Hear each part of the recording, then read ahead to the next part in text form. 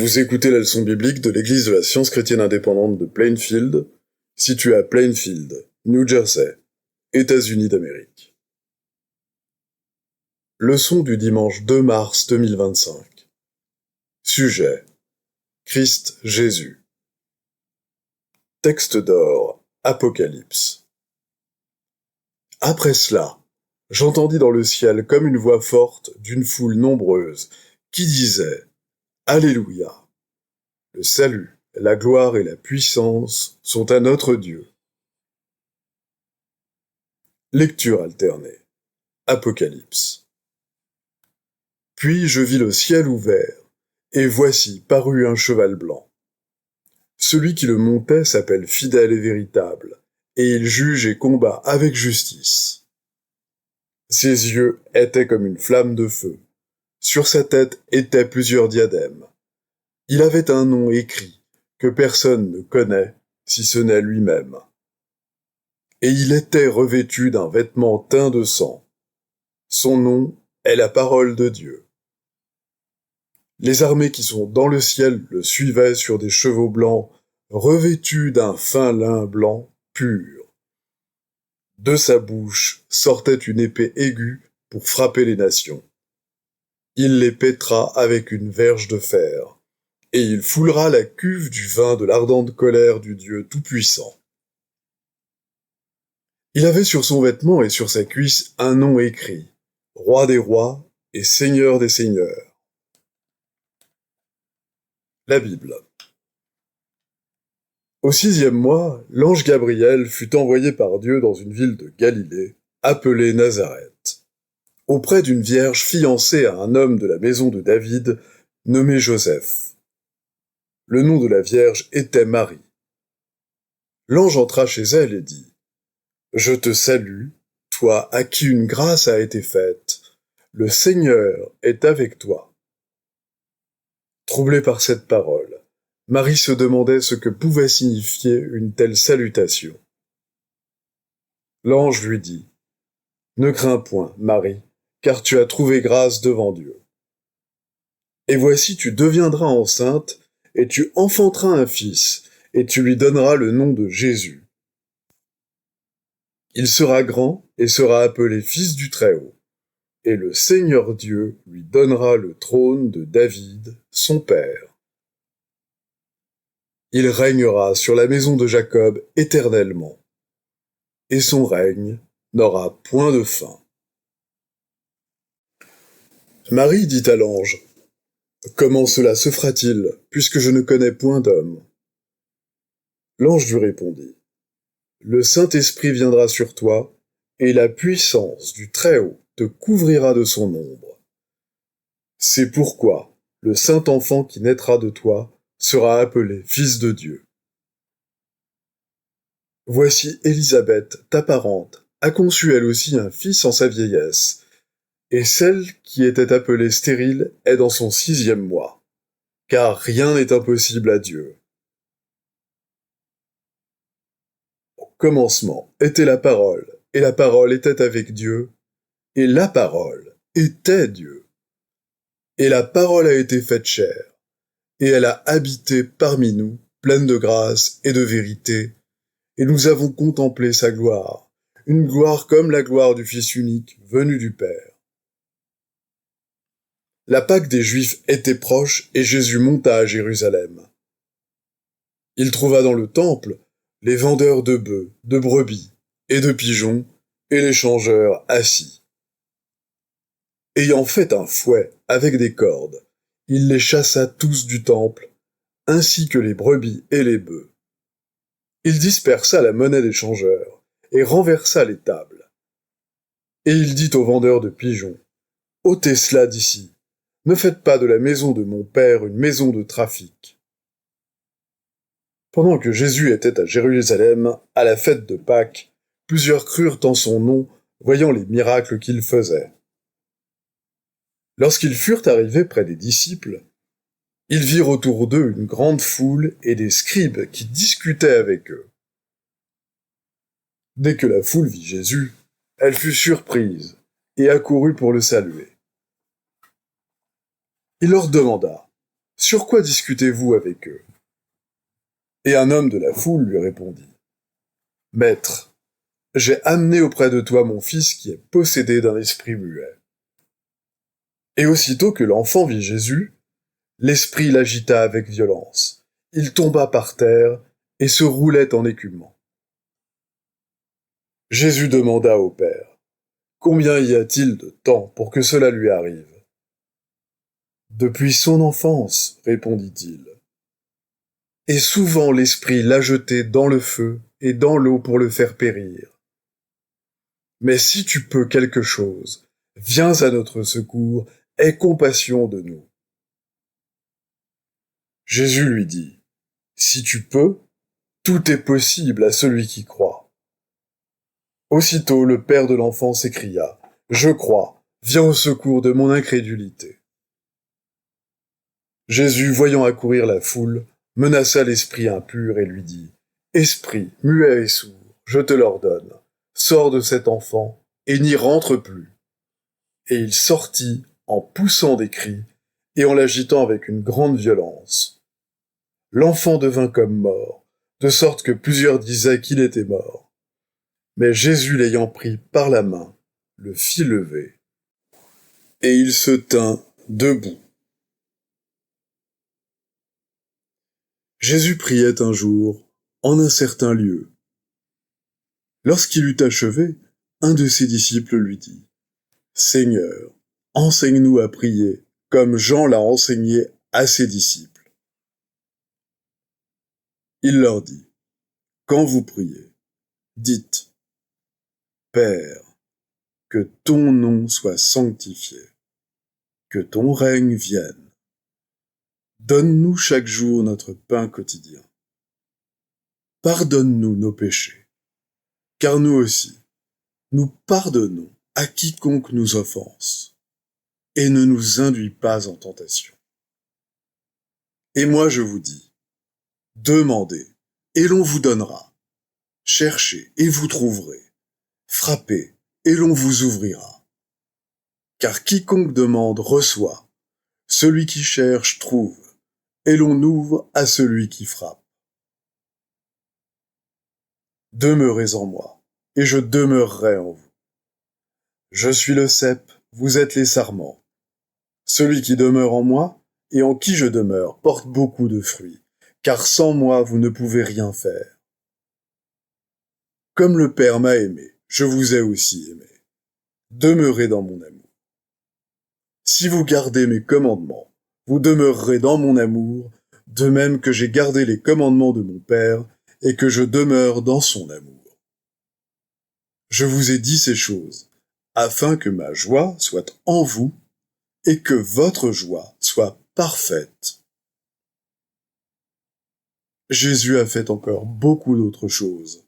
Si on les écrivait en détail, je ne pense pas que le monde même pût contenir les livres qu'on écrirait. Amen. Je vais maintenant lire les passages corrélatifs, tirés du livre d'études de la science chrétienne, Science et santé avec la clé des Écritures de Mary Baker Eddy.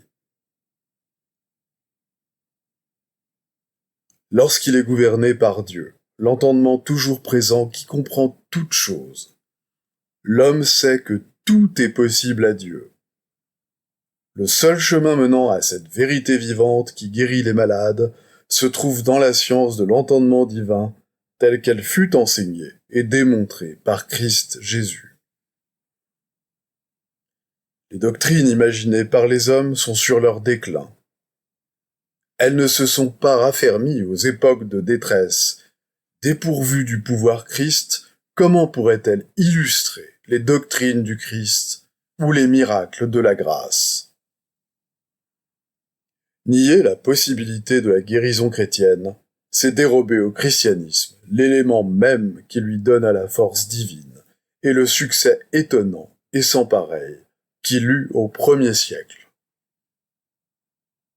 Il peut être prouvé que le vrai logos est la science chrétienne, la loi naturelle de l'harmonie, qui triomphe de la discordance. Non que cette science soit surnaturelle ou supranaturelle, ni qu'elle soit une infraction à la loi divine, mais parce qu'elle est la loi immuable de Dieu, le bien. Jésus dit, « Je savais que tu m'exauces toujours. » Et il ressuscita Lazare d'entre les morts, apaisa la tempête, guérit les malades, et marcha sur les flots. Nous sommes divinement autorisés à croire à la suprématie du pouvoir spirituel sur la résistance matérielle. Le miracle accomplit la loi de Dieu, mais ne viole pas cette loi. Ce fait semble à présent plus mystérieux que le miracle lui-même. Le miracle n'introduit pas le désordre, mais déroule l'ordre primitif, établissant la science de la loi immuable de Dieu. Seule l'évolution spirituelle est digne de l'opération du pouvoir divin. Il y a danger aujourd'hui à renouveler l'offense des Juifs en limitant le Saint d'Israël et en lui demandant « Dieu pourrait-il dresser une table dans le désert ?» Que Dieu ne peut-il faire? Il a été dit, et avec raison, que le christianisme est forcément la science et que la science est forcément le christianisme. S'il en était autrement, l'un ou l'autre serait faux et inutile.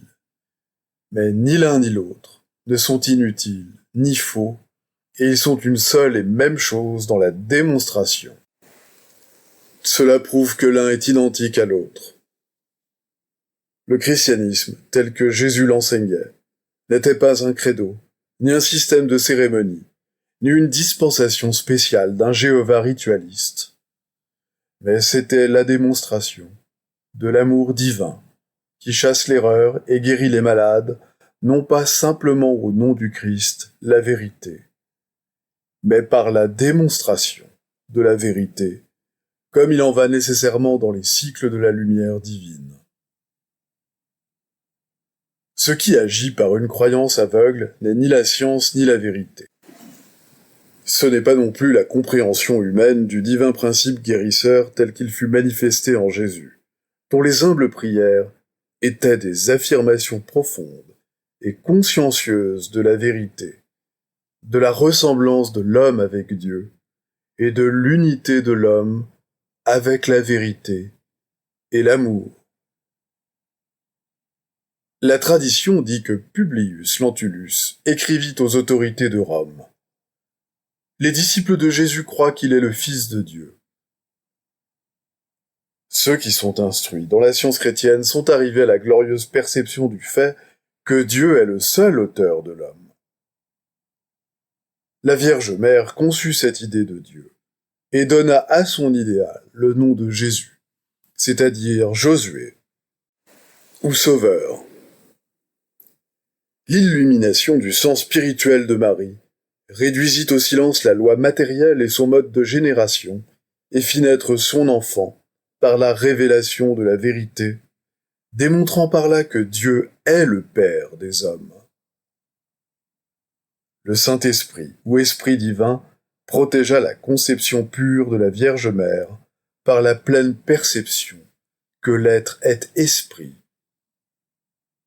Le Christ fut de toute éternité une idée dans le sein de Dieu, le principe divin de l'homme Jésus.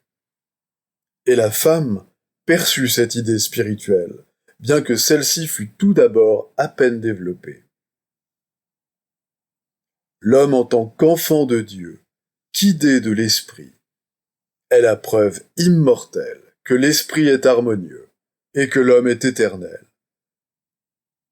Jésus était le fruit de la communion consciente de Marie avec Dieu. Par conséquent, il pouvait mieux que d'autres hommes donner une idée plus spirituelle de la vie, et il pouvait démontrer la science de l'amour, son Père ou principe divin. Jésus n'était pas un ascète. Il ne jeûnait pas comme les disciples de Jean-Baptiste.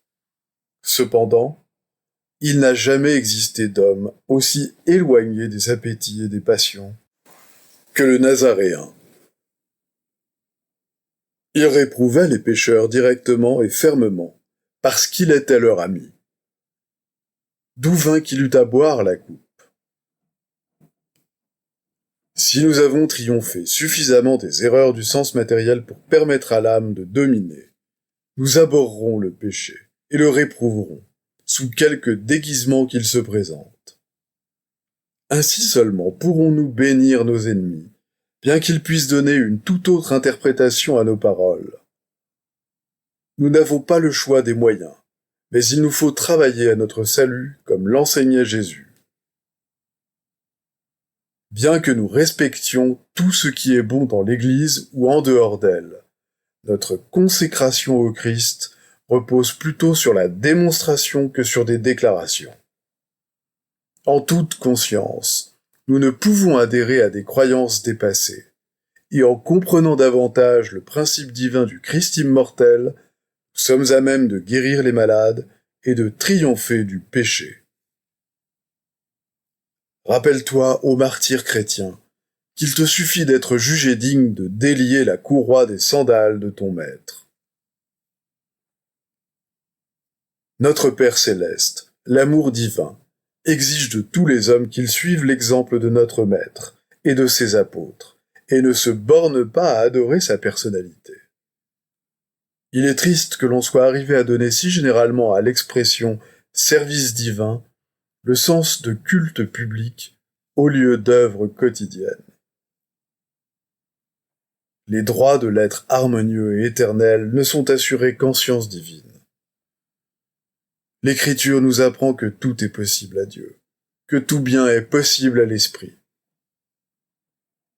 À notre époque, le christianisme démontre de nouveau le pouvoir du principe divin comme il le fit il y a plus de 1900 ans par la guérison des malades et le triomphe sur la mort.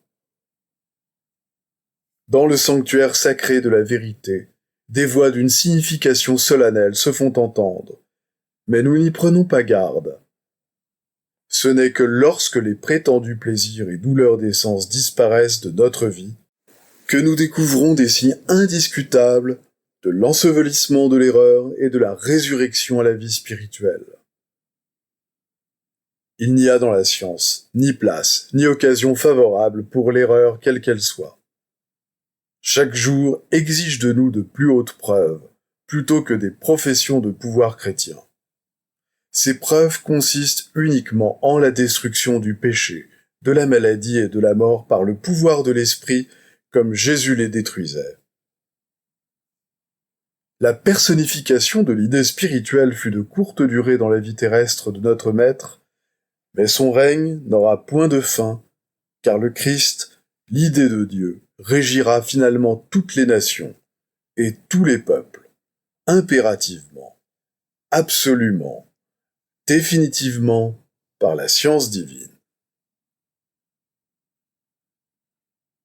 Les devoirs quotidiens de Mary Baker Eddy. Prière quotidienne. Il sera du devoir de tout membre de cette Église de prier chaque jour. Que ton règne vienne, que le règne de la vérité, de la vie et de l'amour divin soit établi en moi et élimine de moi tout péché. Et puisse ta parole enrichir les affections de toute l'humanité et la gouverner. Règle pour les mobiles et les actes. Ni l'animosité, ni un attachement purement personnel ne doivent déterminer les mobiles ou les actes des membres de l'Église mère. Dans la science, l'amour divin seul gouverne l'homme, et un scientiste chrétien reflète les douces aménités de l'amour, en réprouvant le péché et en manifestant un véritable esprit de fraternité, de charité et de pardon. Les membres de cette Église doivent journellement veiller et prier, pour être délivrés de tout mal, pour ne pas prophétiser, juger, condamner, conseiller, influencer ou être influencés d'une manière erronée. Vigilance face au devoir.